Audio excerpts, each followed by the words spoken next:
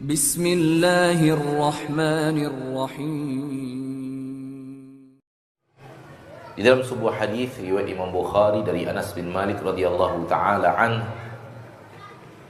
Rasulullah SAW bersabda,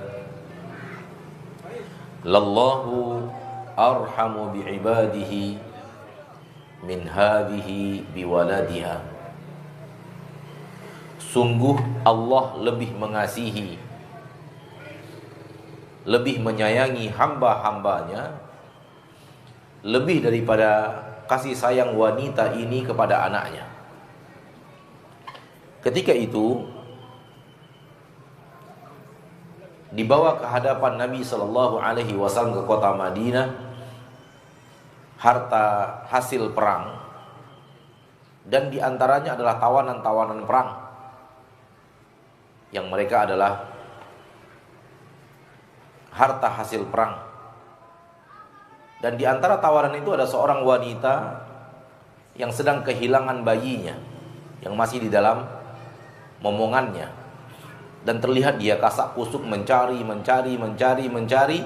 dan begitu dia temukan bayinya, dia rangkul, dia dekap, kemudian dia berikan ASI.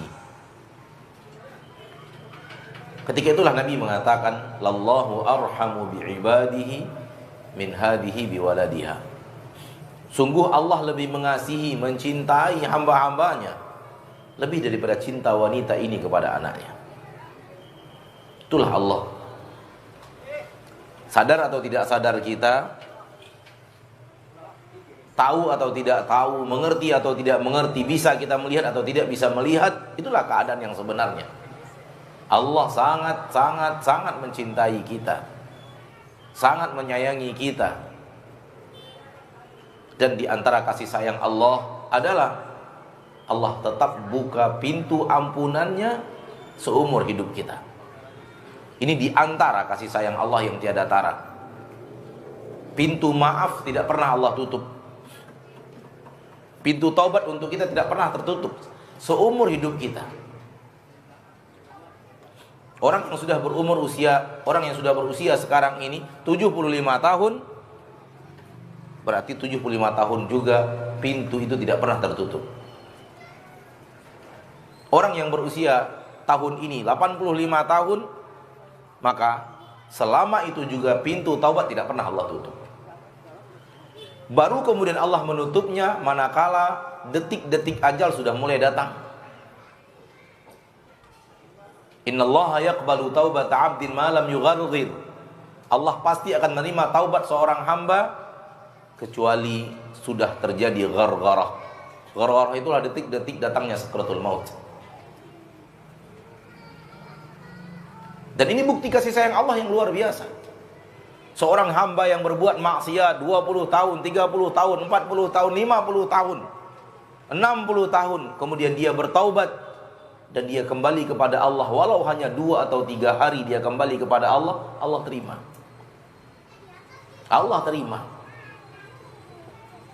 Hadis riwayat Imam Bukhari yang sangat masyhur, orang yang banyak berbuat maksiat sampai membunuh 100 orang.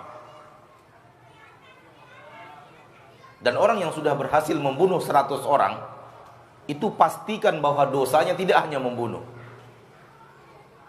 Karena dosa membunuh itu adalah dosa yang paling membutuhkan keberanian.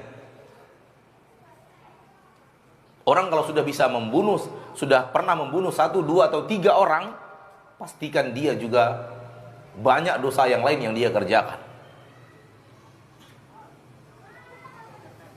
Khamarnya, mengambil harta orang semena-menanya, dan semacamnya. Ini sudah 100 orang dia bunuh. Bagaimana dosanya? Namun dia ingin bertaubat. Ya. Dikala dia baru membunuh 99 orang, ada keinginan untuk bertaubat. Dan bertanya kepada orang, kepada siapa yang bisa membimbingku, menuntunku untuk taubat? Kepada siapa aku bisa bertanya tentang taubat? Ditunjukkan seorang ahli ibadah tapi bukan ahli ilmu. Ahli ibadah tapi tidak ahli ilmu.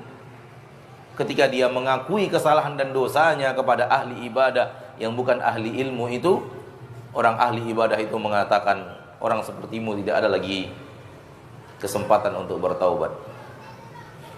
Dia marah mendengar kata itu dan dibunuhnya ahli ibadah itu. Genap 100 dia membunuh orang. Setelah membunuh 100 ingin kembali bertaubat, dia bertanya lagi kepada manusia, siapa? Tunjukkan aku orang yang bisa menuntunku untuk bertaubat. Kemudian diarahkan kepada seorang ahli ilmu. Dan ketika dia berangkat kepada ahli ilmu itu, dia bertanya, dia akui dosa-dosanya. Kemudian dia katakan, apakah saya masih bisa bertaubat? Kata ahli ilmu itu, tak ada siapapun yang bisa menghalangi Anda untuk bertaubat. Pintu taubat tidak pernah tertutup. Tak ada siapapun yang bisa menghalangi engkau untuk bertaubat. Kalau engkau benar-benar ingin bertaubat, engkau bisa. Tak akan tertutup pintu itu. Dia bahagia lalu bertanya apa yang harus dia lakukan. Diajarkan oleh orang alim tersebut.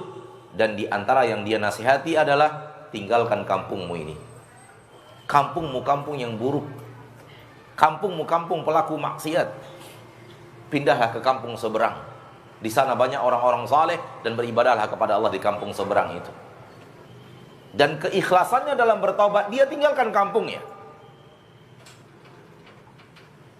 Orang yang berani meninggalkan kampung halamannya, berani meninggalkan teman dan sahabatnya, orang yang mau meninggalkan keluarganya untuk taubatnya, itulah orang yang ciri-ciri orang yang bertaubat, taubat yang serius, taubatan nasuh. Karena meninggalkan kampung halaman bukan pekerjaan yang mudah. Meninggalkan teman dan sahabat, histori hidup, bukan pekerjaan yang mudah. Oleh karena itu Allah sangat memuji kaum muhajirin di dalam Al-Quran. Allah puji mereka ketika mau berhijrah ke kota Madinah, mau meninggalkan kampung halaman mereka. Namun qaddarallah, belum sampai ke kampung seberang, dia wafat.